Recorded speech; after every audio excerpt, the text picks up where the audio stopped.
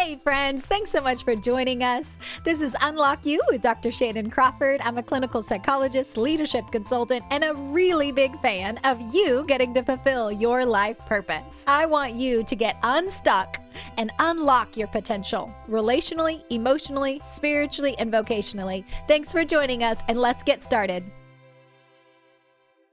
Hey parents, I am Dr. Shannan Crawford. I'm a clinical psychologist in Keller, Texas. Originally from California, went to grad school in Virginia, did my internship in Hawaii, residency in Dallas, and now I've been the CEO of Dr. Crawford and Associates the past 10 plus years. We have a whole team of counselors, therapists, marriage and family counselors that love to help people restore self-cohesion. I'm the innovator of this innovative, wonderful model that I'd love to introduce to you. So as parents, it's really helpful to know how yourself as well as your child has been designed. That there is a purpose, there's original design to your very emotional, hormonal child that is trying to figure out who they are right now. And so we have a culture that's giving us a lot of misinformation that if followed hook, line, and sinker will actually bring more destruction to your child. Not intentionally, it's just misinformation. Society has a funny way of going from one extreme pendulum all the way to the other extreme. And what we've seen is generationally where we had the be looked at, don't touch, don't speak type parenting, where I'm the authority and that's why.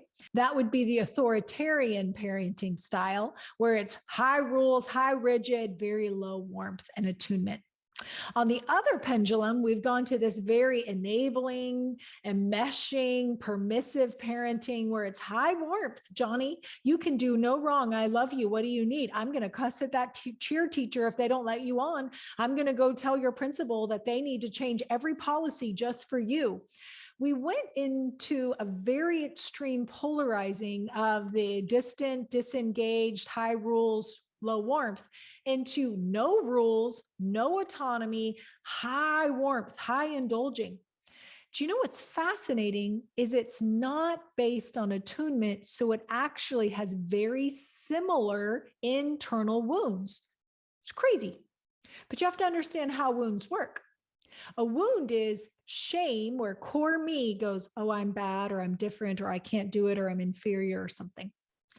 If we do the authoritarian, kind of that classic military dad type parenting, that style causes the child to feel inferior, less than. I never feel like I've permissioned into equal space with my parent. So a lot of times you have people who have one of two strategies. They will rebel and they'll become their own person, and I'll overcompensate and become better than you and stronger than you and not need you, even though I desperately want your approval and I want everyone else to agree with me and always think I'm the best. Narcissism. Or we go into, well, then I just won't even try. And you have those underachievers, people that just perpetually don't even put themselves out there because they don't want to risk failure. So there's that style. On the other side, what we're being taught to do in this generation is this very indulging helicopter parent. I don't want Johnny or Janie to ever feel sad or not good enough. So I'm going to be their champion. I'm going to listen. I'm going to be emotionally available. I'm going to be present. I'm going to pick them up from everything. I'm going to encourage them and fix every situation they have. We're trying to be so on that the helicopter itself is actually sending very similar messages. One, the enmeshment of the parent needing to be a good parent to overcompensate for what their parents did. So they're trying to be so good, so on, that the child then feels the pressure to perform for their parent, and my flaws, my imperfections don't feel like they're accepted. Because mom or dad need me to be so perfect and so happy and so externally approved and fit the image. They want that so bad for me that it sends a message of shame that every part of me that's broken, sad, disappointed, frustrated, shameful is not allowed in relationship. By wanting so much perfection and so much of a perfect experience in an imperfect world, you're actually sending the message that Johnny and Janie need to create this perfect self. And then they hide all the parts of them that feel like they're not perfect and not good enough. Inside, you're creating a duality just like the other parenting. As much as we try to overcompensate, when we parent based on culture's template of any extreme, we're not actually attuning with what Janie and Johnny need right now. What they need right now is emotional availability with autonomy. What we need when we're very little is to be scooped up and hugged and reassured. And, when you're super, super tiny, every cry, you pick them up. And over time, you start to train them to self-soothe because I've given that soothing. And now I'm helping them integrate that in. Now, back in the day, they used to say, let them cry it out. As a really young baby infant, I would not recommend that because you can't provide something for yourself that you haven't first obtained through relationship as an infant. But over time, you start to titrate, which just means kind of lowering and easing them into practicing being bored, having alone time. And we're not talking about macro.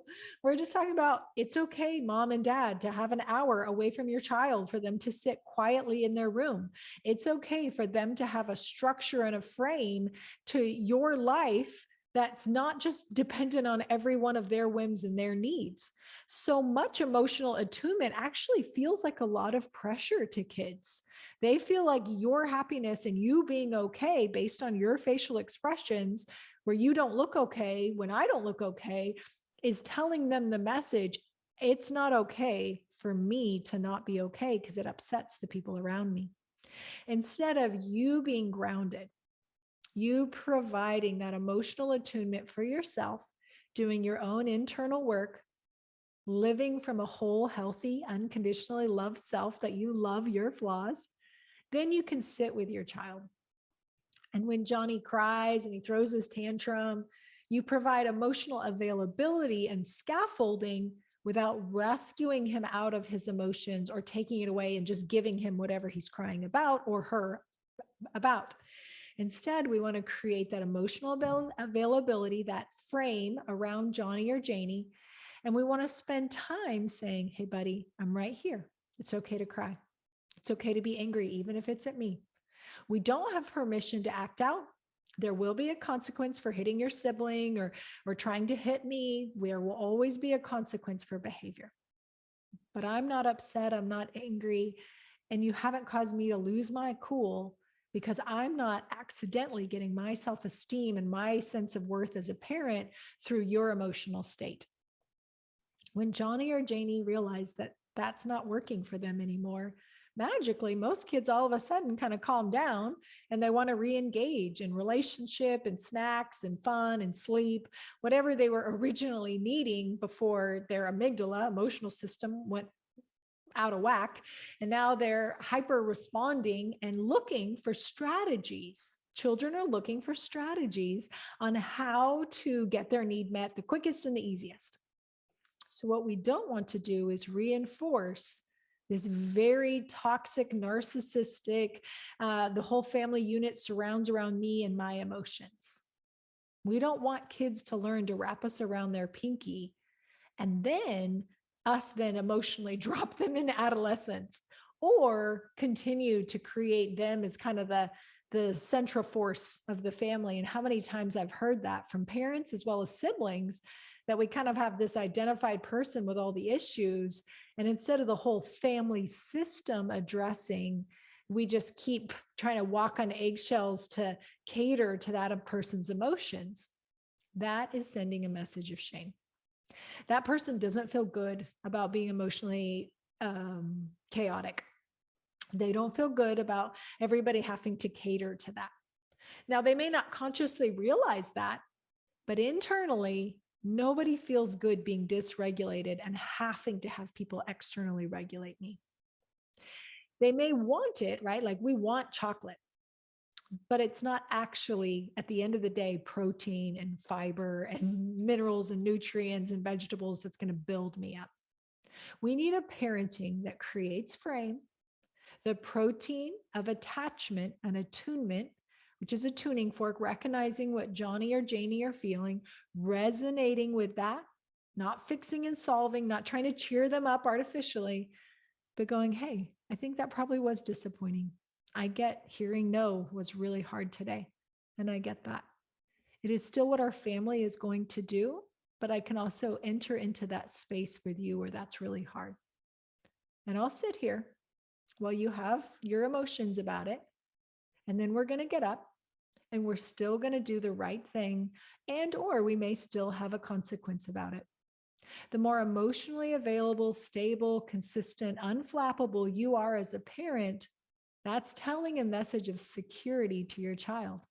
Even though they may not like what you say, they will still feel more secure if you are predictable, consistent, and they know they can't manipulate you, because that sends threatening messages that I'm smarter than my parents and I'm controlling them. Well, crap, who's controlling, me in the world? And that's too much pressure. Kids feel that weight and responsibility of being the center of a family unit. Parents need to develop ourselves, develop you. The more grounded, the more confident, the more self-esteem you have. I'm not talking about a narcissistic pursuit away from the family. I'm saying just you, putting the oxygen mask on your face. The more grounded, rested, rejuvenated you'll be in letting that kid test the boundaries, and you providing that frame that they go, okay, this is the way it is every time. I'm not responsible for my family being okay. I can just rest, I can relax and just kind of breathe in. And I may not like the consequence, but I know the structure of what that boundary is, and the consistency of it actually lowers the stress response of your child. By allowing them to run your family, you are creating a feeling that authority is powerless, inept, and does not know what they're doing. That produces a lot of fear in a kid, because then they feel like, well, then I have to take care of me and I have to be perfect and I can't not, because I am responsible for me. And then you get a lot of perfectionism, you get a lot of workaholism, you get a lot of anxiety disorders, and then you get the depressive, if it's all on me and I'm not perfect, well, then I'm a burden. I shouldn't even be here. I can't do anything right. And you see that progression start very young, when children think, my parents, their happiness depends on me, that I can kind of control the emotion of the family. In that space, you're actually creating a fear and a belief that I have to be the strong one. I have to manipulate people to get my needs met. I have to regulate my parents and figure everything out and all of this. Like, that actually creates a lot of stress psychologically. And they've created a false self where it's like, well, then fine, I don't need you. I won't listen. I'll figure it out myself. And now true self that is aware that I don't know all the answers really feels shame if I ever don't get an A, if I don't pass a test, if I don't pass a class, if I don't get a job or have a breakup. It's devastating, because I've built my ego and my personality structure around needing to be perfect, around needing to be the right one, the strong one, the powerful one, the one with the answers, the leader. And all of these kids, without having a healthy submission to authority, they actually feel a ton of anxiety about, what if I don't know what I'm doing and it all falls apart and I disappoint everybody and I'm exposed as a fraud? That psychological threat puts tons of pressure on kids. So we need to change that power structure, not to the authoritarian, but also not to the permissive. We need that sweet spot of authoritative, which I remember tender, and authority. You still need to be the authority with your children. You don't need them to become and we don't realize we're doing it, obviously, but you don't need their mood to regulate how the family functions. And we're walking on eggshells and we're fixing all their stuff and we're bypassing all our needs in order to make sure we're driving them to 12 functions. And that's not healthy. Children need to know that you're the authority. You have control, you're the leader, you're trustworthy, reliable, and dependable, which means you have to put that oxygen mask on your face. And you're emotionally available, you're attuned, you're unconditionally loving to their identity and their personhood, not just to their performance. You need to affirm to them, hey, buddy, I believe in you. Whether you get it or not, our family's behind you. We love you, and let's figure it out. Let's do it together. Let's see what happens. If you fail, let's learn from it. If you win, let's learn from it. Either way, that's not who you are. I love you for you. You're worthy apart from your performance. And I give you celebration and attention for just you as a person, not just when you get the A or you pass, or if you fail and the parent freaks out, which the implied message is failure is so bad and scary that I now need to rescue you out of your failure, which tells a message of disempowerment, of lack of autonomy, that you need me to come fight that battle because it's so bad to fail. It's just the worst thing, that mistreatment. How dare they do that to my child? Now, the next time they encounter failure, classical conditioning, huge adult tantrum, right? We have generations now of people that don't know how to hear no, that don't know how to hear you're not the best. Here's honest feedback, because we went from pendulum one all the way to the swing where everybody gets a participation award. Everybody has their emotions and self-love and self-care and this narcissistic self-obsession, instead of a really healthy, you're worthy, you're valuable, but you're also submitted under authority, which feels safe, creates a frame and structure psychologically, that I don't feel the pressure and the weight of myself and the world being on my perfection and performance. When that happens, now the parent can start to, with adolescence and early adulthood, transition them into, hey, we're titrating, we're bringing you into adulthood. We're going to step back our scaffolding with each age and say, hey, if you forgot your sweater, that's all right. You're going to remember tomorrow because I'm not going to rescue you. Man, that's too bad that that situation was unfair. I mean, if it's egregious, that's one thing.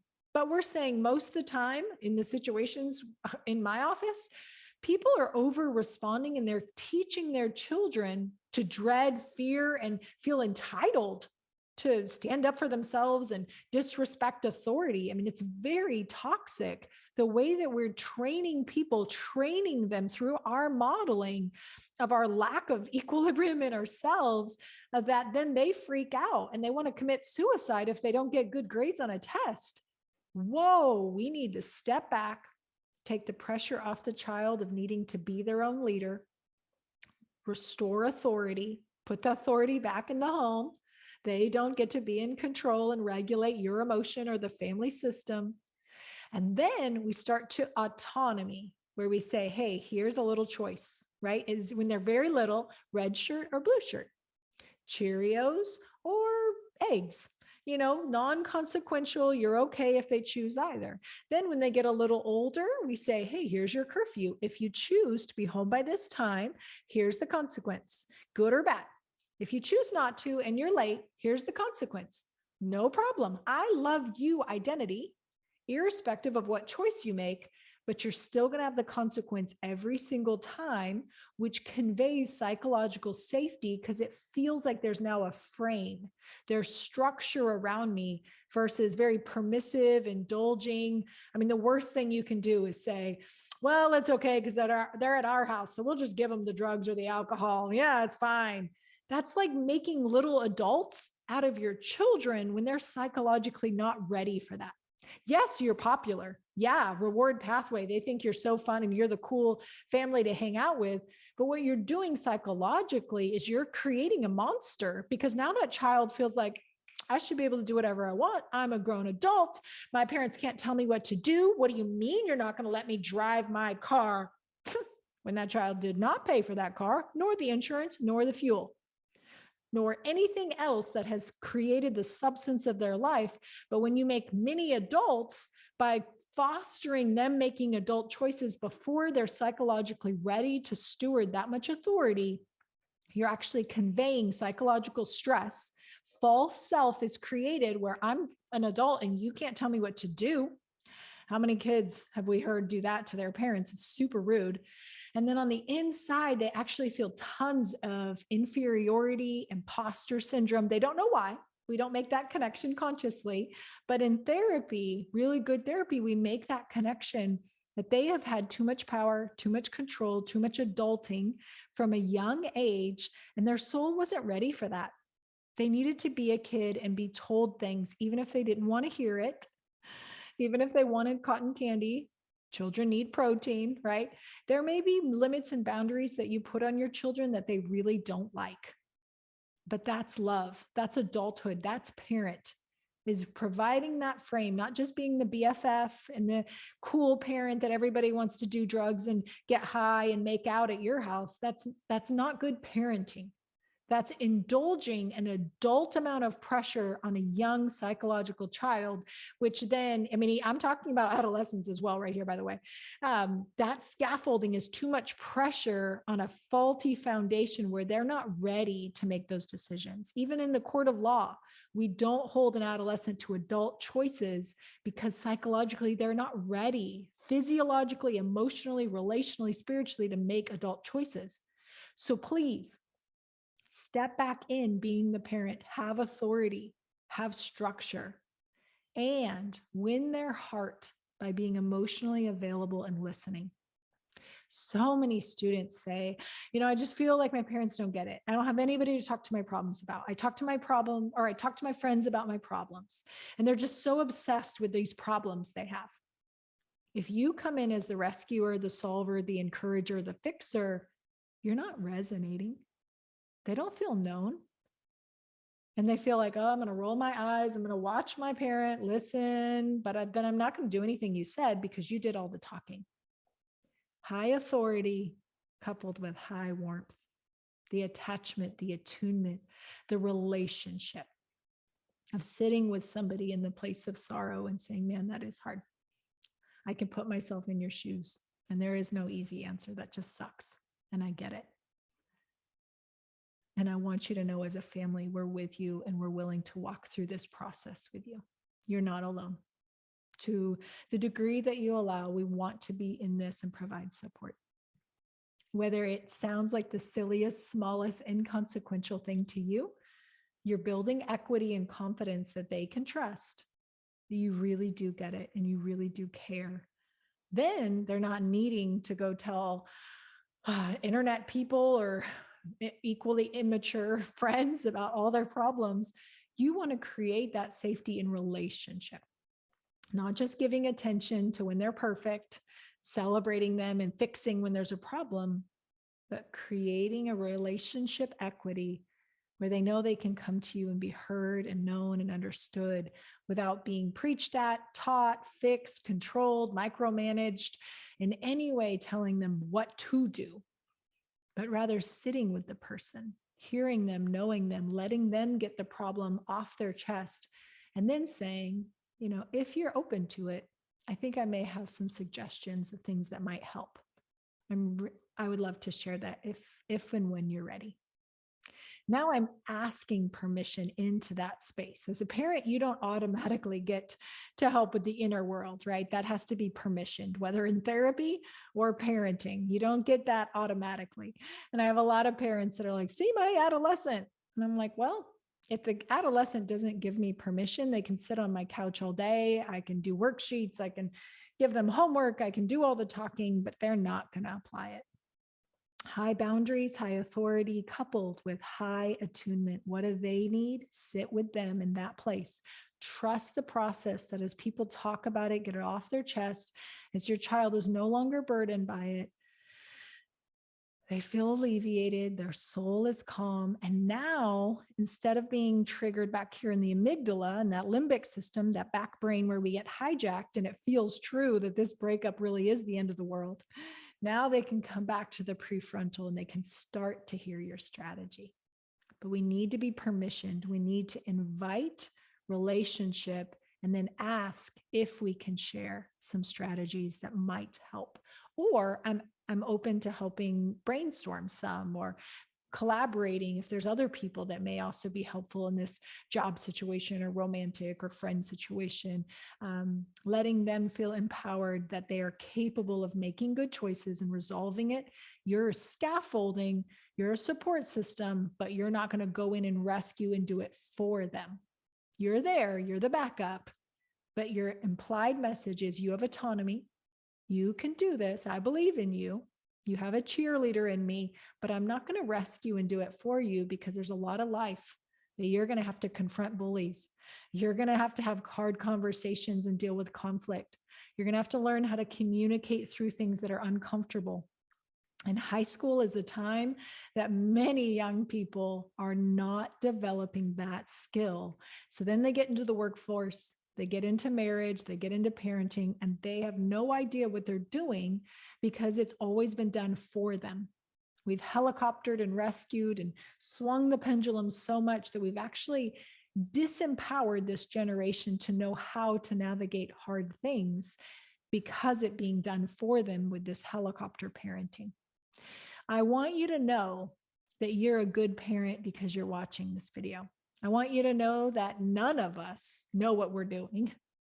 And we're all doing the best we can with the generation before us that we're either emulating and or overcompensating for. I want you to know there's hope. I want you to know that even if you and I have made every mistake on the planet, neuroplasticity, the brain can reshape, relationships can reform, dynamics can change. I have one father that was telling me how he really was struggling with a stubborn child. His other kids are compliant and likable and come to him, and it feels so great. And so he's like, I just really struggle with this one child. And I said, well, what if this week, to even it out, you've been really hard on him. Why don't we focus on attachment, attunement, just smiling in his direction, just getting down on the floor, not teaching him, not correcting or guiding, not disciplining, just sitting on the floor, offering resonance, offering presence, just smiling at him, delighting in him. And the little boy started to hand in blocks. The little boy started to, to dad instead of mom. And over the time of just 1 week, the father's heart melted to see how much it was actually him and his rejection of his son that was creating the strong-willed child that shifted so easily. Now, the child will still push back. He'll still have some moments, but by repairing the attachment, the connection, the resonance of unconditional love, not just cheering when the child does something good, and not just fixing and solving and correcting and disciplining when they do something bad, because that's all on the outside. Just sit with them, delight in them. Let your face say, I enjoy you. Let them overhear you saying, man, I'm really proud of the decisions that my child's been making. And there's a lot coming at him or her, and they're just really leaning into their gut. They're making good choices. I believe in them. There's going to be some hard moments. We'll all have them, but I know that he or she is capable of getting through that and leaning into resources and support and mentorship. Just really proud of who this person is, blah, blah, blah. Let them hear you bragging about them, not just performance, not they got into college, they got the highest degree and sports award, but who they are. We all need to be bragged on. We all need to hear that we're invaluable and important just for who we are, and our messing up be loved just as much. Who we are in our flaws, in our quirks, it's delightful and adorable. And when that happens, no longer do we have to carry shame and hide and perform and try to have this impression management and live off social media and perfection and number of likes. Now I can just be adored in all my quirky, wonderful authenticity and realness. In a social media world, your kid needs more than anything to know that with no makeup or their hair all messy or, in sweats, that you just love them as much as you love them on the day that they win an award. It's identity. That's what we're speaking into them. We're blessing them with, and then empowering them with choice, so that they know you believe that they're capable of making good choices. And even if they don't, that it's not the end of the world. There's a workaround, there's a consequence, because we want you to learn from it.